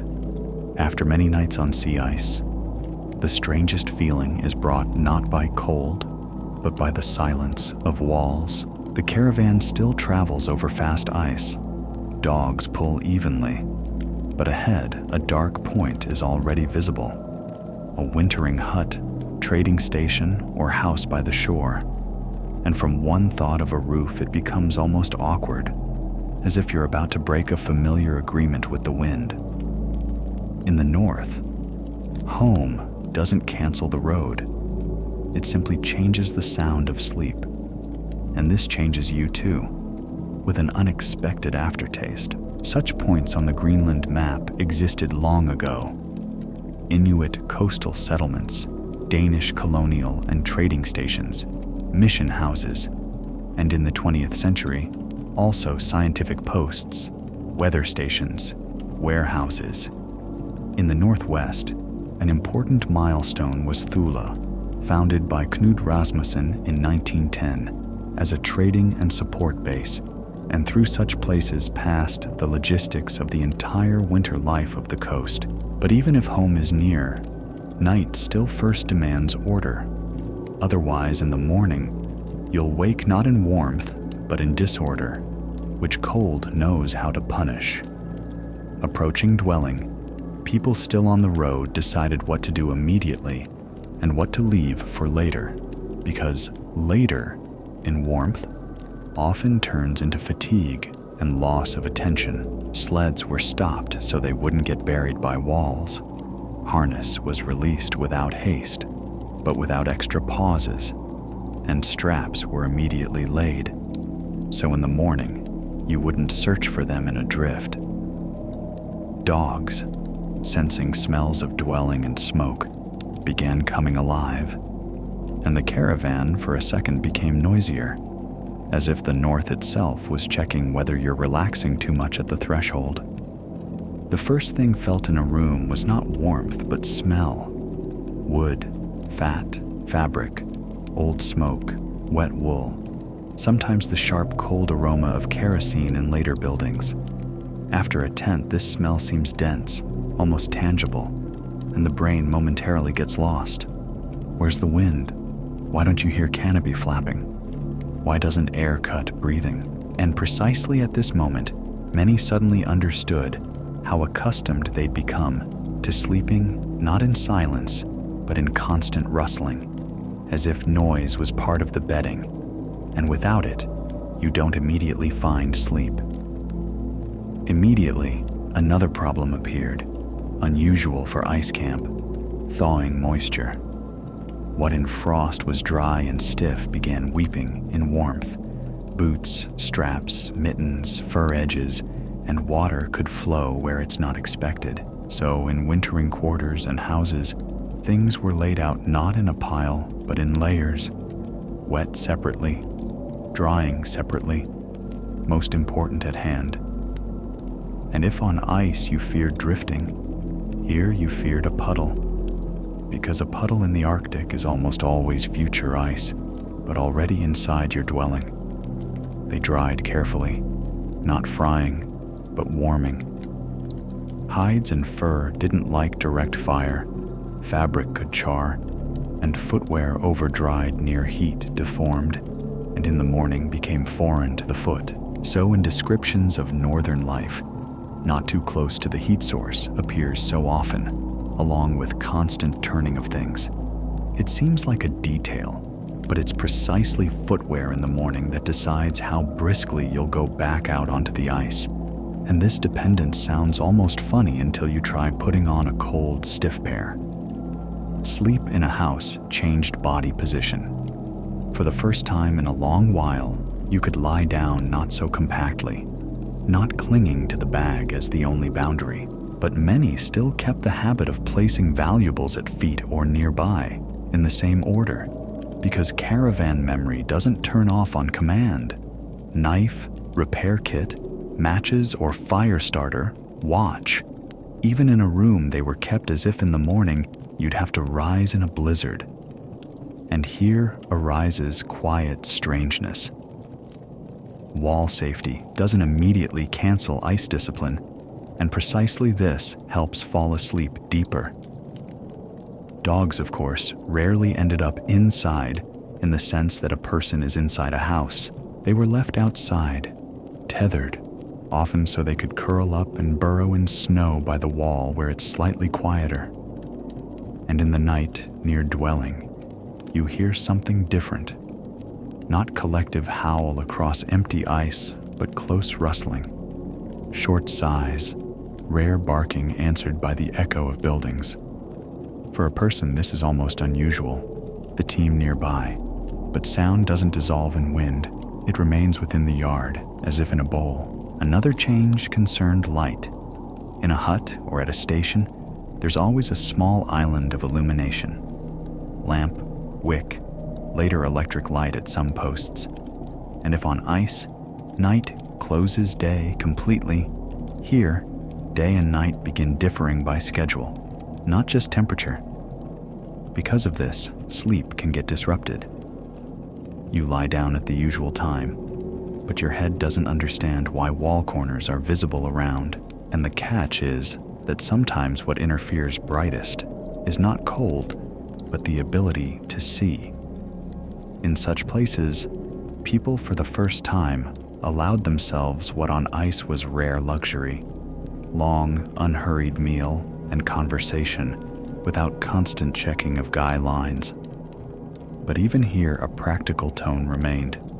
They discussed the route, dog's condition, crack locations, where it's better to go tomorrow, how much fuel remained, what needs fixing on sleds. In this conversation, you hear that the caravan rests not from the road, but for the road. And this logic grows so deeply into the body, it becomes almost calm. And an unexpected detail, even laughter in a house sounds quieter because people save strength habitually. At scientific and meteorological stations of the mid-20th century, their own night rules appeared. Observation logs, communication time, task distribution, and this added a clerical layer to northern routine. But sleep still remained part of physics. If you dried things poorly, tomorrow you freeze. If you fed dogs poorly, tomorrow you lose pace. If you laid out gear chaotically, in the morning, you spend extra minutes in cold. New infrastructure didn't cancel old cause and effect relationships. It only made them more visible. And the catch here is that modernity strengthened the price of order, not decreased it. Sometimes, conversely, the caravan spent the night not in a wooden hut, but in a snow house made by old Inuit skill, igloo or simpler snow shelter, but no longer on open ice, but in a relatively protected place. Such a house gave surprising softness of sound. Wind remains outside, and inside you hear how you move, how fur rustles, how quietly a person nearby breathes. And yet, this comfort required mastery. Wrong ventilation brought humidity and heavy frost, and then morning became harder than after a tent, which sounds almost like mockery. There's a psychological moment many noted indirectly between the lines. After weeks when you were lulled to sleep by team howl and wind wail, true silence of walls can disturb. The brain searches for familiar safety signals, fabric rustle, strap squeak, distant ice crack, and doesn't find them, meaning it starts inventing threats from household sounds. Drop knock, wood click from frost, step outside, and you're already awake, though in a tent on ice you'd sleep on. And the catch is that a person gets used to dangerous faster than to calm. Morning in a house or at a station also began differently. No need to dig out the entrance from inside. No need to beat frost from tent ceiling. But new work appears. Bring gear to road again condition. Dry straps but not over dry. Clean metal from moisture. Fold fabric dry. Check runners and fastenings while they haven't frozen to brittleness. And when you go back out to sleds, cold meets you like an old acquaintance. And in this return, there's strange reliability, as if the house was just a stop between two nights on ice. And here on the threshold of the next fragment remains the quietest question of this theme. How people fell asleep on the last night before going back out onto sea ice, when a roof was already there, but ahead again waited a tent, snow wall and living circle of dogs, and familiar howl mixed with wind that for some reason began seeming almost native. The last night in a house before going back out onto sea ice often turned out not the warmest, but the most restless. It would seem walls hold the wind. There's a dry place nearby. You can stretch your legs, but the brain already knows. Tomorrow again, there will be a tent low to the snow wall, straps you have to feel for in mittens, and dogs rising before everyone. On this night, a person falls asleep not from fatigue, but from accepting the route, and precisely this strangely invigorates. First comes silence. You need to get used to anew. After weeks when sleep was accompanied by fabric rustle and rare collective team howl, a house sounds different. Wood clicks in frost, somewhere thawed water drips. Outside you hear short dog barking, but it doesn't go into emptiness. It stays near the wall. These sounds seem too domestic, as if they shouldn't wake you, but they do, and there's a small catch in this. Calm also requires training. On such a night, things rarely lie haphazardly, even if you want to celebrate order. People still fold necessities as if already inside a tent. Knife and repair kit closer to hands. What fears freezing? Separately. Dry. Separately. Small items. In one pouch so in the morning you won't collect them from the floor. The habit of placing valuables at feet carries over here too, because feet are memory of the sleeping bag. And in this quiet ritual hides a clue. Order calms stronger than warmth. Before sleep, they often do what on ice is always done, but under a roof could be skipped. Check harness and sleds in advance. Not because they fear breakdown precisely today, but because in the morning, cold will return parts to stiffness, and work will become cruder and slower. Straps are examined for wear, fasteners cleaned of moisture, runners checked for cracks, and all this looks almost like care for the future me.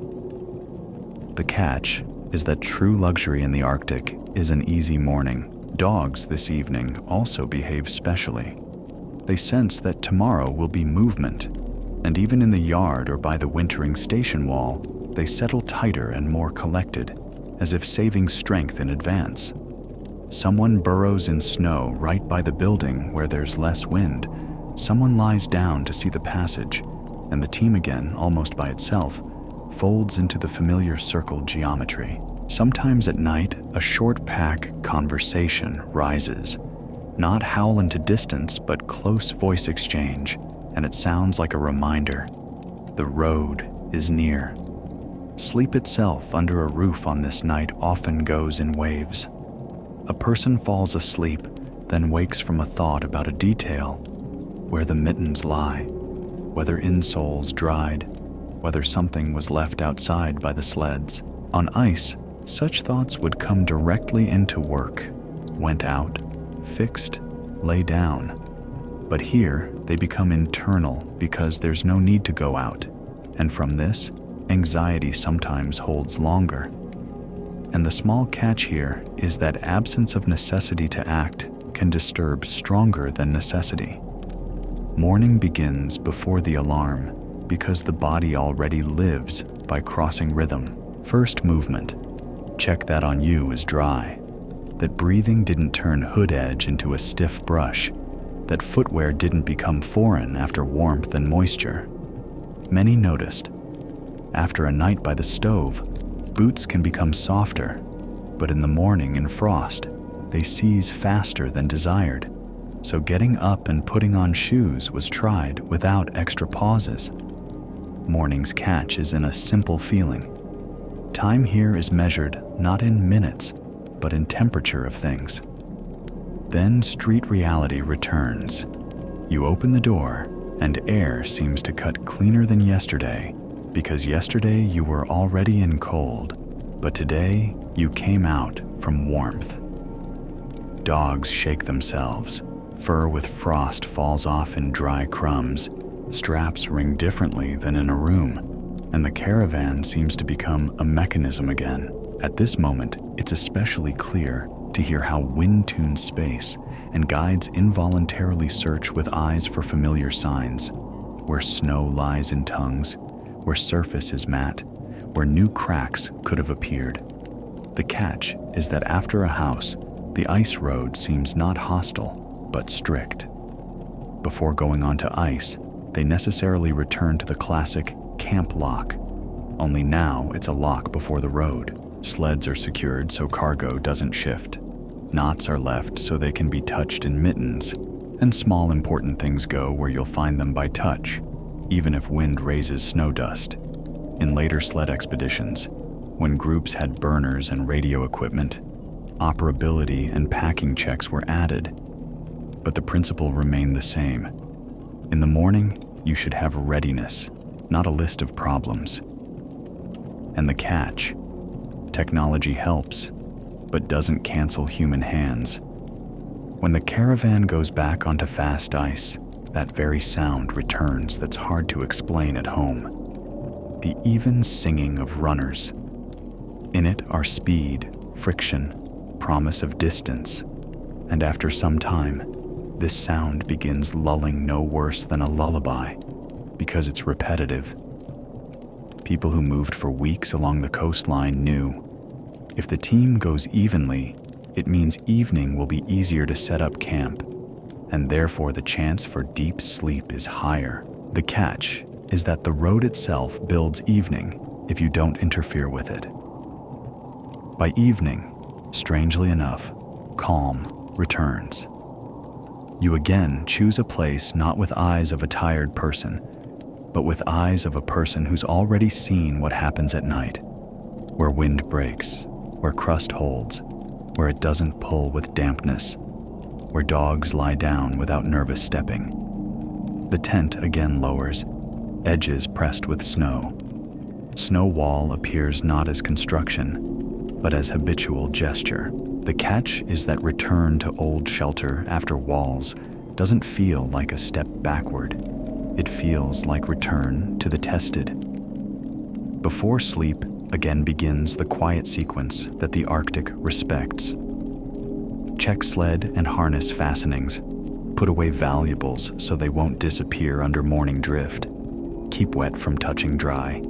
Leave a marker at exit so blizzard won't rewrite the entrance. The sleeping bag again accepts the body like a warm burrow. Fur inside holds air, and most important, becomes warmth from below, the layer between person and ice. The catch is that the same action, repeated dozens of times, begins working like medicine for anxiety. And then dogs settle around, each in their pit, burrowing into snow, and camp again gets a living boundary. Night howl, if it rises, mixes with wind as if it's one long note, and after a while, the brain stops separating team sound from weather sound. At this moment, a person understands. Sleep on the road is not absence of noise, but agreement with it. The catch is that precisely this collective sound often became the most reliable signal. While it's there, the caravan is alive. Historical descriptions of Greenland sled crossings, from early ethnographic observations and expedition diaries to practices of official distant expeditions of the mid-20th century, converge on one thing. Night on ice was always part of the route, not a pause between days. Materials changed, tents became lighter, new devices appeared, but sleep still held to old principles. Dryness, protection from wind, warmth from below, order of things, and respect for the team. And perhaps the quietest conclusion of this road is that over time, a person begins carrying home, not in fabric or boards, but in the sequence of actions that return sleep to them, even in the middle of howling emptiness.